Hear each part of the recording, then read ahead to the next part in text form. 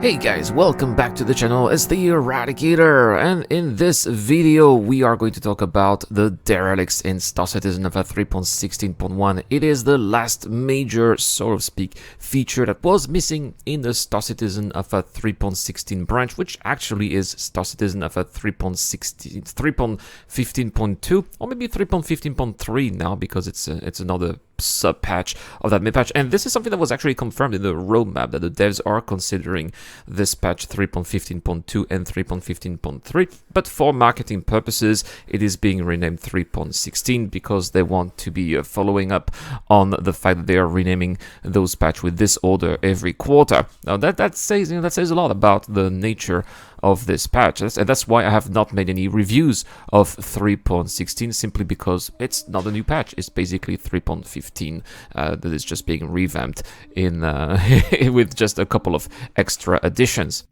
And so let's talk about the main addition of this Star Citizen Alpha 3.16.1 patch, and these are the derelicts. And it seems like they are stirring a little bit of controversy, or at least negative talk on Spectrum. There's always negative talk on Spectrum anyway. It's one of the most toxic places I've ever seen in regards to Star Citizen, but it's also an indication as of what some of the most outspoken fans, I would say, tend to be thinking about what's going on with the game, and especially the derelicts, which do not seem to be very popular, and not just among the people on the Spectrum, but I've seen a lot of content creators as well talking about derelicts and just saying how underwhelming they are.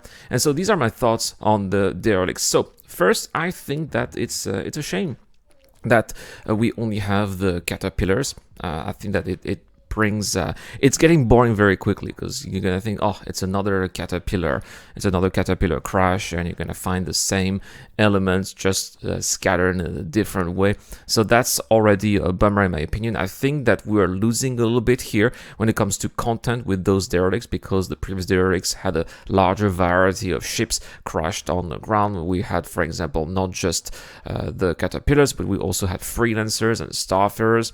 And I hoped that I would have hoped that they would have kept the caterpillar, for example, and they could have added more ships like the C2 Hercules or even the 890 gem. A crashed 890 gem would be absolutely fantastic. Plus, there would be tons of different levels. It would be an FPS level. Plus, you would imagine, because it's a luxury yacht, it would attract some NPC pirates who would try to steal the riches. And I can imagine the scenarios. And you just go there, stop people from looting the 890 gem, the crashed 890 gem. It would be absolutely amazing. And I hope that these are going to be ships that we are going to see as derelicts in the future, but it seems like the concepts that we saw inside Star Citizen are showing otherwise.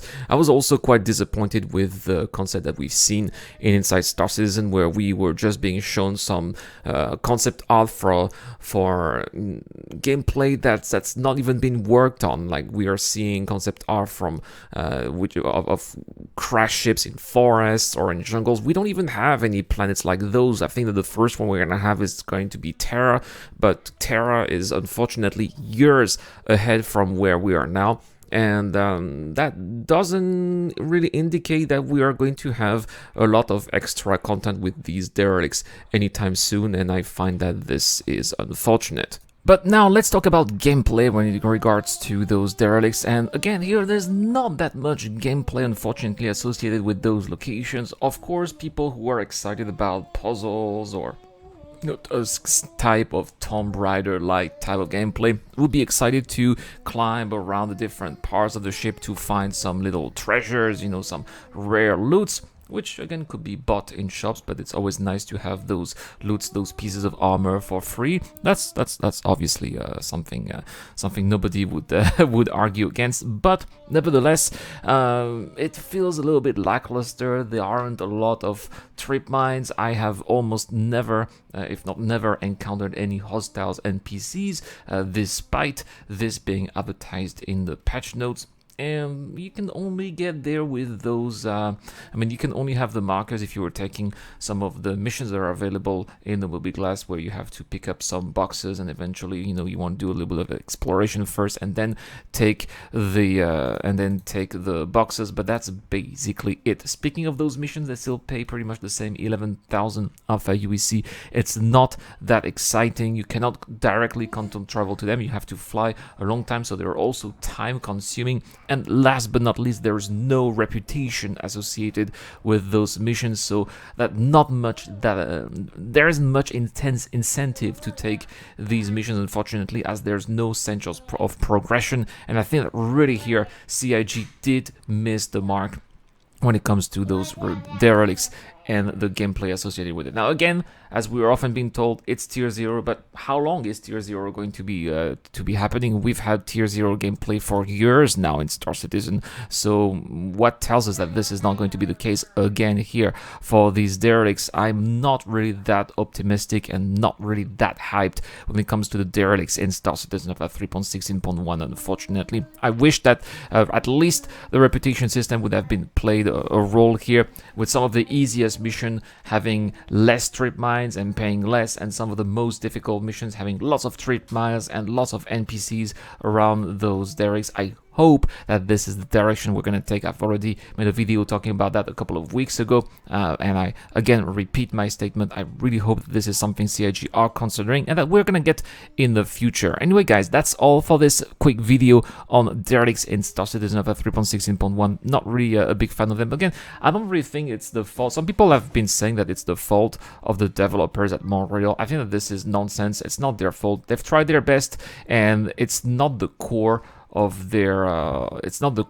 work. Actually, the core of their work is to create environments like the hospitals and like the future areas that we'll be exploring in future planets. This is more of a side project, similar to how the hoverbacks were reworked for 3.16. That's all I'm gonna say here. Anyway guys, thank you so much for watching. Have a wonderful day. Don't forget to please hit the subscribe and like button. That really helps the channel a lot. This is the Eradicator. Thank you so much to Eric O and Dr. Frobin. I will see you guys later. A huge shout out to everyone who's been helping me out on Patreon and via the YouTube Join Membership program. Creating content on YouTube involves continuous circles of ups and downs, and it is when we are the lower parts of the curve that your help really motivates me to keep on going. Your contribution really does make a difference, which is why in return I try to give back by offering backers access to my private Discord channel, automatic access to exclusive giveaways, or answering your questions during the show.